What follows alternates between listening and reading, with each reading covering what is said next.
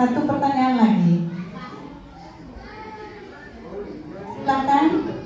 Oh, Silakan. karena gini, kami usul. Karena ini sudah terakhir Bapak saja pertanyaannya. Bagus kalau kita push dulu dengan selawat. Ya, berdiri aja. Duduk. Ya, sebagai selawat ya, supaya kita semangat. Biar narasumbernya semangat, biar pesertanya juga semangat. Baik. Sallallahu ala Muhammad. Sallallahu alaihi wasallam. Sallallahu ala Muhammad. Sallallahu alaihi wasallam.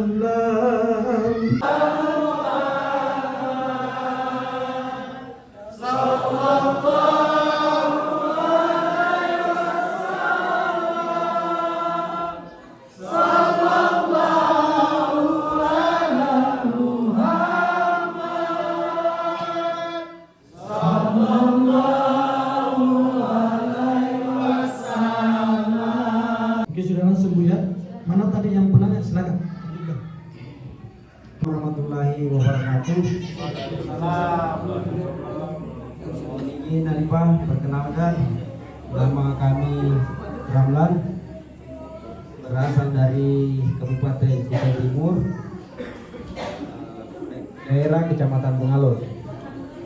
Jadi berbicara terkait masalah kajian tasawuf ini sangat menarik. Artinya kami bisa mengambil kesimpulan bahwa kajian tasawuf ini ada 4 yang saling berkaitan antara syariat, hakikat, hakikat dan marifat.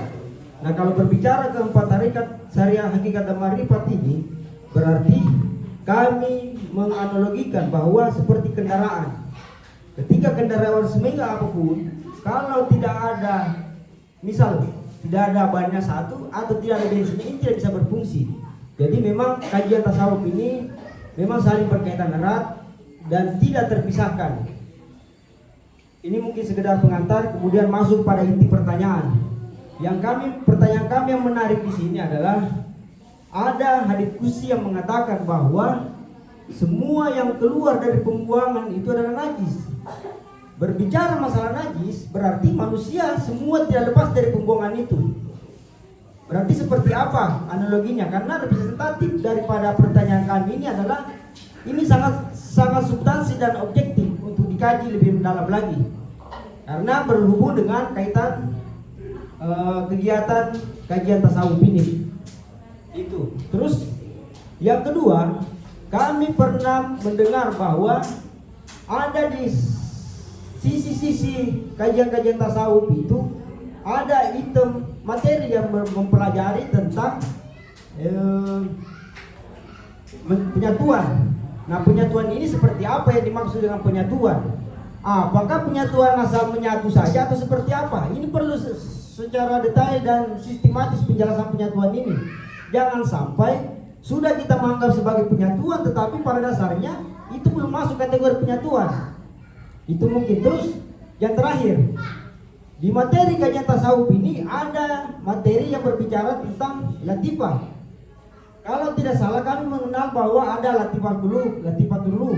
Tapi posisi-posisi latifah ini perlu dijelaskan secara detail bahwasanya apa sih kaitan dengan latifah dengan kajian tasawuf ini, sampai sejauh mana supaya kita bisa paham bahwa bukan hanya sekedar kita mendengar bahasa-bahasa kajian bahasa-bahasa tasawuf, tapi kita bisa memaknai bahwa seperti inilah yang namanya kajian tasawuf dan inti tonasinya seperti ini. Mungkin itu pertanyaan kami, dan ini pertanyaan terakhir dari sisi pertanyaan, dan kami harapkan bahwa setelah ada kajian tasawuf seperti ini mungkin berkelanjutan, bukan sampai di sini saja. Karena kalau berbicara masalah kajian tasawuf ini bisa memakan waktu cukup lama, karena kita kajian malam hari ini dibatasi oleh waktu, karena waktulah yang membuat kita keterbatasan, sehingga kajian ini tidak tuntas. Jadi mungkin ada kajian selanjutnya untuk menyikapi kajian-kajian selanjutnya. Mungkin seperti itu dari kami. Lebih dan kurangnya mohon dimaafkan. Billahi taufiq wal hidayah. Assalamualaikum warahmatullahi wabarakatuh. Ya, semangat. Di situ yang semangat, di sini yang lemas. Tidak. Di situ yang semangat, di sini lebih semangat. Jadi, ikhwan akhwat yang dirahmati Allah Subhanahu wa taala, penanya terakhir itu tadi sangat menggoncangkan dunia. Kalau ke kami sangat menggoncangkan kalbu kami. Karena kenapa? Pertanyaannya sangat sensitif dan sangat berbobot. Baik, kami terima tantangan pertanyaan itu. Jadi penanya tadi itu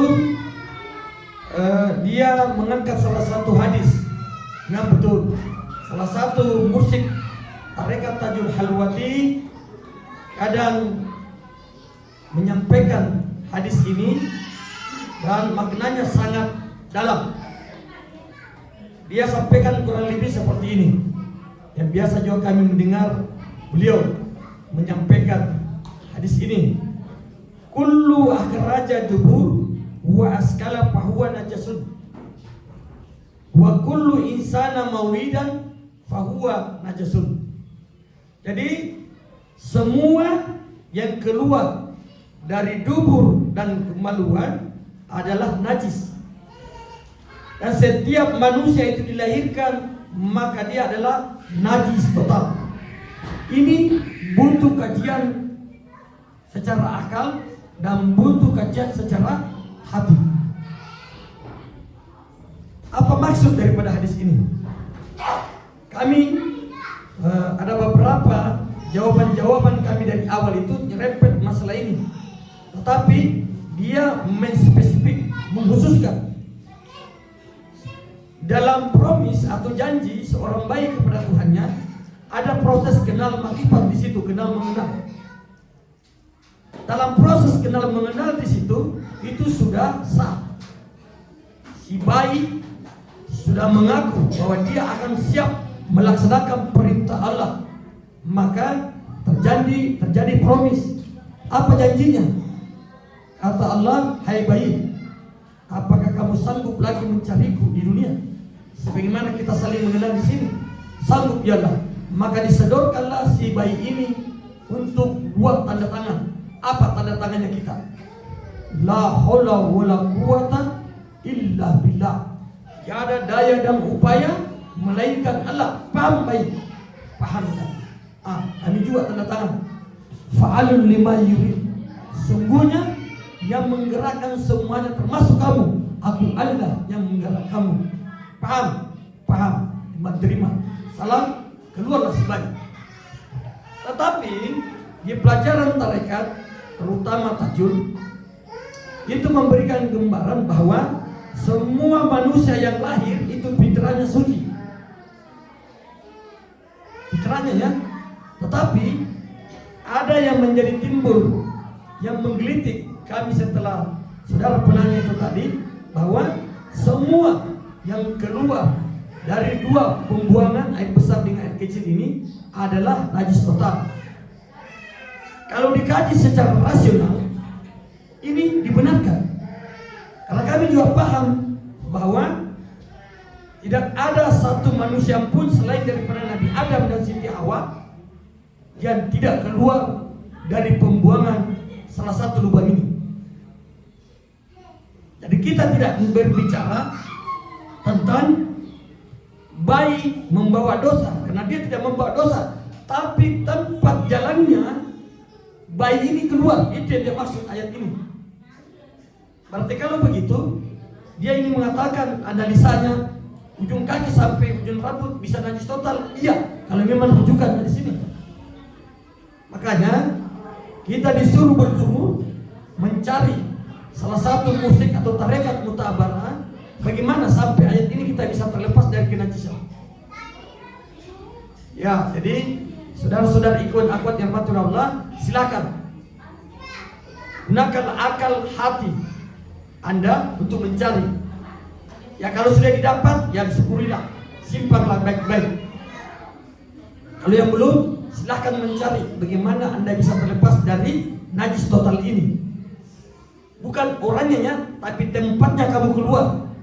Sampai ada analogi seorang ulama musyrik mengatakan begini, andaikan, ini dialognya Allah ya kepada beliau, kepada Nabi, kepada guru tersebut, andaikan manusia itu keluar dari mata, namanya tai mata.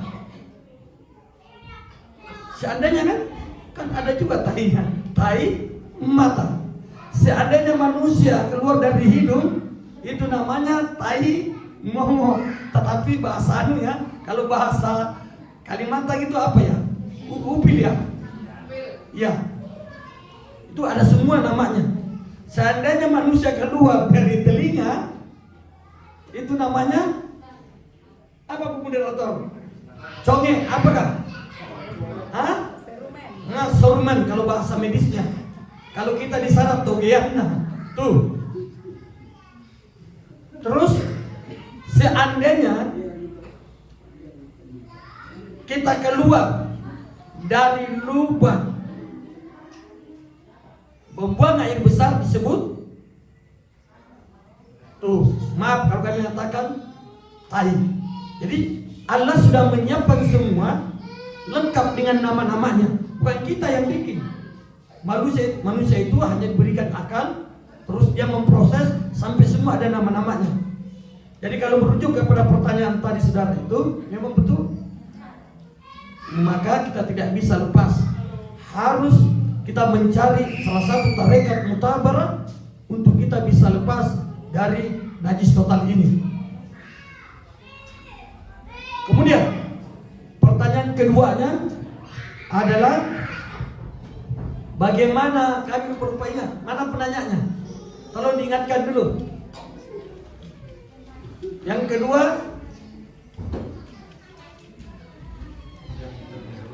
ya maklum karena ini pertanyaan terakhir. Ya sama-sama di situ sehat, di sini yang lemas sehat. Ya silakan penanya. Kedua apa tuh? Ya, pertanyaan kedua Pak terkait masalah penyatuan. Oh, apa kaitan dengan kajian tasawuf dengan penyatuan? ya oke. Langsung ya. Ya. Kami sudah dari awal mengatakan selalu ada korelasinya dari awal.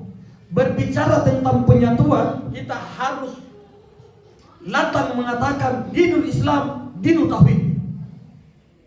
Agama Islam adalah agama penyatuan. Menyatumu kemana? Tidak bisa, kamu harus menyatu kepada Allah. Karena begitu sudah kodrat Allah menyampaikan itu. Jadi untuk menyatu kepada Allah berarti ada materi yang memberikan fasilitas itu untuk kita bisa menyatu. Dari awal sesudah kajian tasawuf ini, peran itu diambil oleh tarekat-tarekat mutabarah.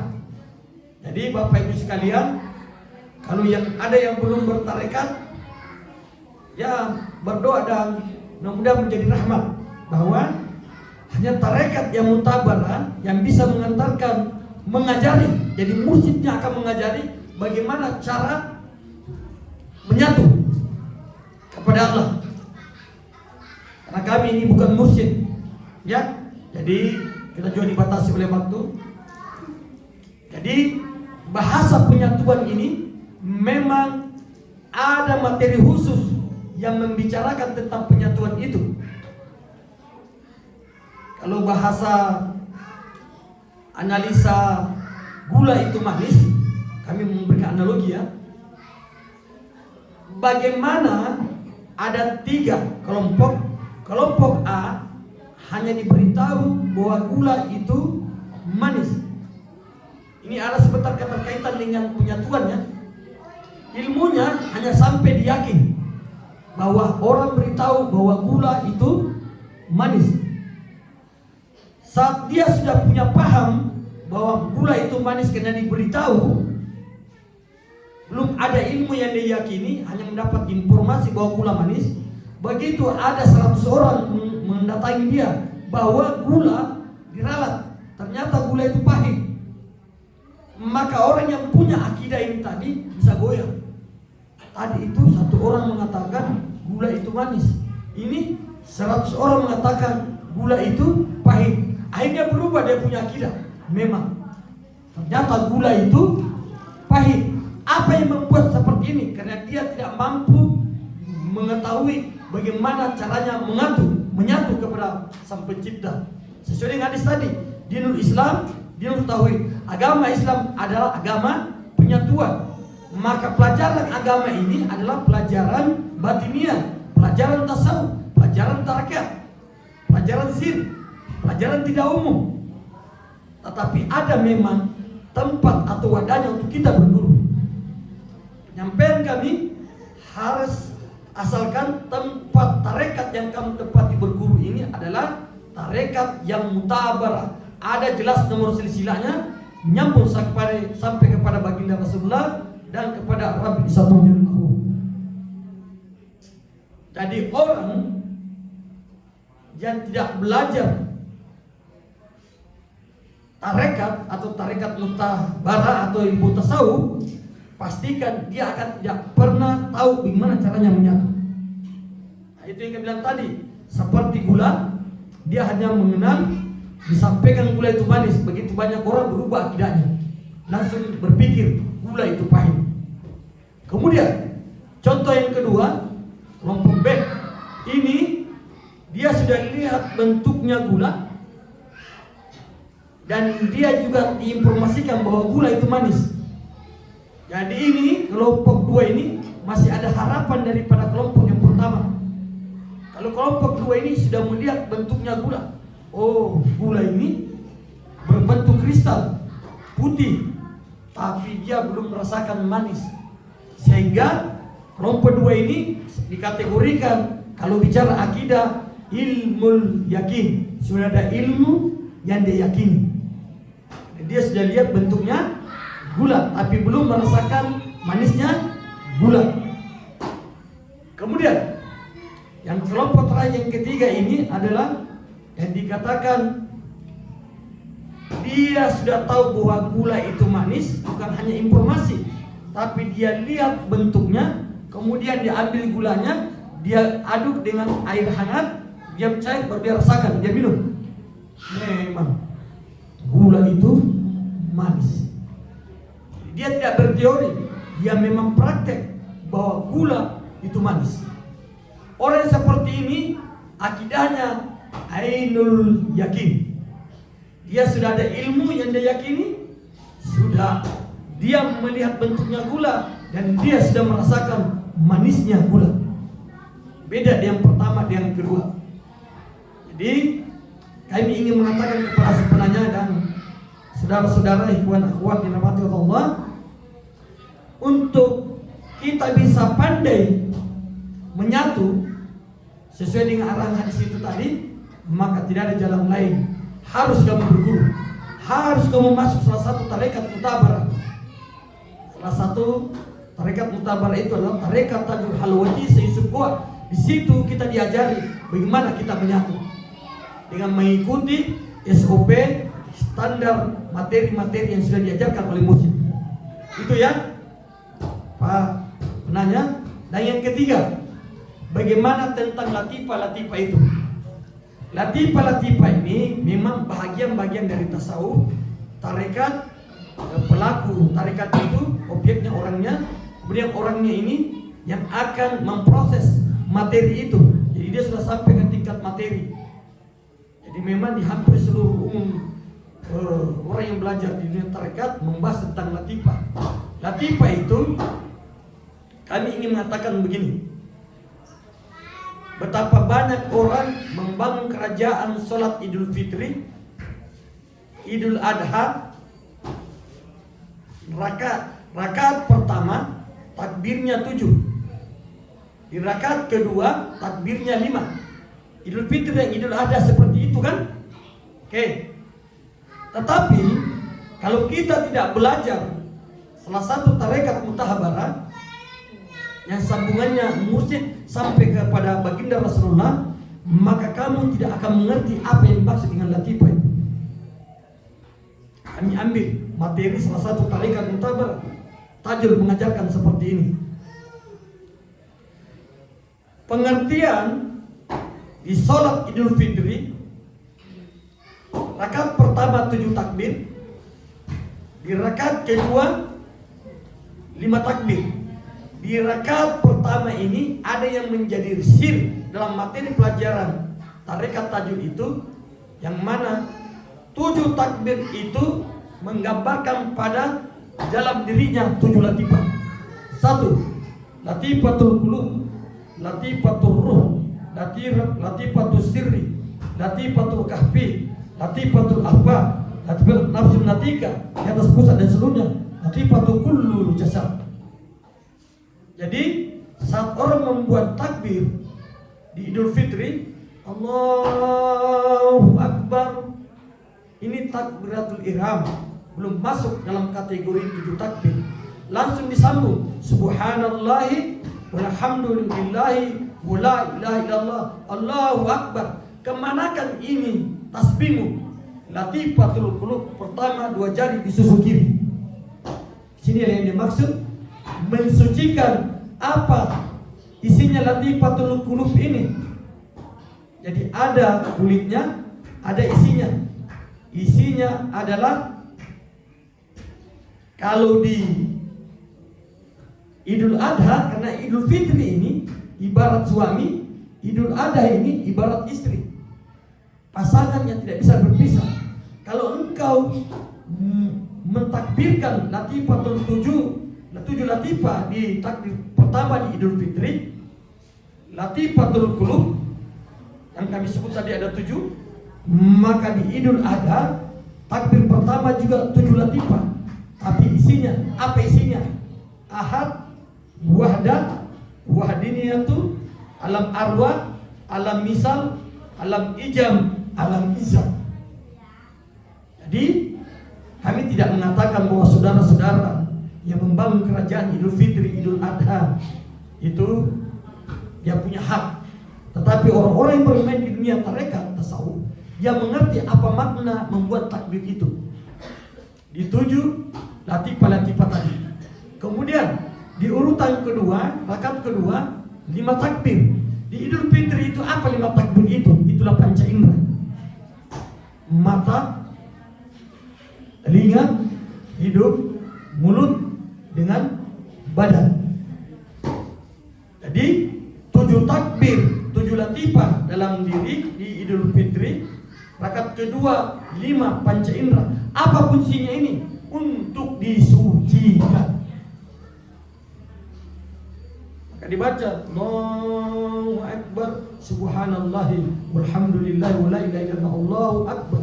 Maka setan yang ada di latifatul 7, latifatul qulub ini 2 jari susu kiri, ada 5.000 setan yang menghasut kita. Itu penghuninya. Maka dihantam subhanallahi walhamdulillahi wala ilaha illallah Allahu Akbar. Maka keluarlah isi dengan kalimat tasbih latifatul qulub itu. Maka yang di dalamnya keluar. Kemudian di rakaat kedua di panca indera kelima hanya 5 takbirnya, yaitu mata, hidung, telinga, mulut, yang badan. Kalau di Idul Adha pasangannya apa itu panca indera? Mata, penglihatan, itu isinya. Makanya pada saat kita buat takbir Idul Adha, Allahu Akbar, subhanallahi walhamdulillahi wala ilaha illallah Allahu Akbar, kami kembalikan, kami sucikan penglihatanmu ya Allah. Karena di Idul Adha mata, di Idul Fitri adalah mata di rakaat kedua, maka di Idul Adha rakaat kedua adalah pasangan mata dengan penglihatan. Tuh. Karena ini mata banyak sekali juga dosanya. Sudah ada istrinya, dia istri Naura. Wah, kata Ustaz Asad Latif, pret. Kalau kita tidak akan pakai pret ya Bu ya, kita pakai senyuman aja. Jadi kita tidak mau ambil tagline-nya orang. Jadi seperti itulah. Jadi orang yang belajar di ilmu tasawuf, belajar tarekat, bagian pelajarannya adalah latifah sesuai dengan pertanyaannya.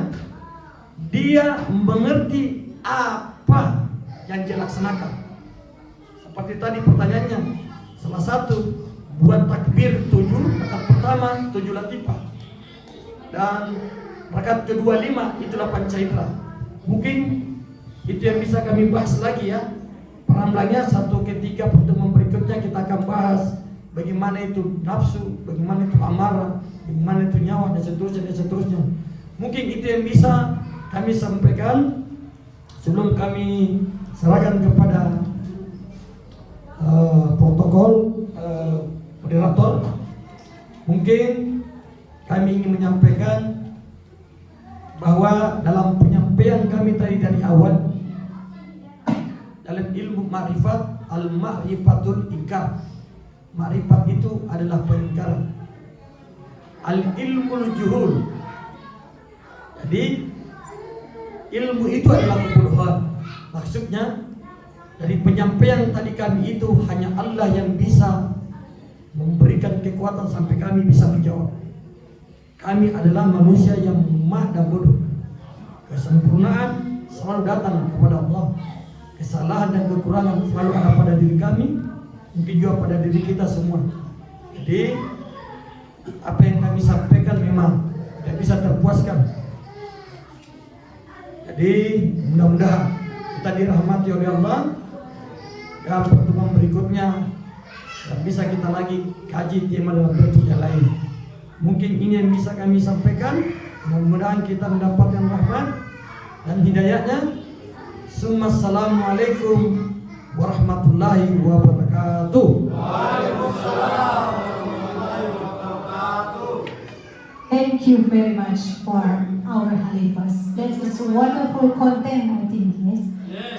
Mira, excuse us to say another people in another country. For Muslims, brothers and sisters in another country, this is a good content for us and for you. So if you someday you catch this content in your phone, hurry up to change this language, Indonesian language, to your language, so you can learn it what the Khalifah Anwar says about ma'rifat.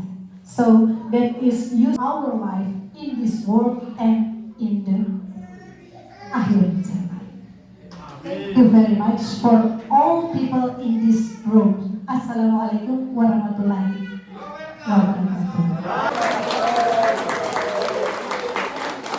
Sallallahu ala Muhammad. Sallallahu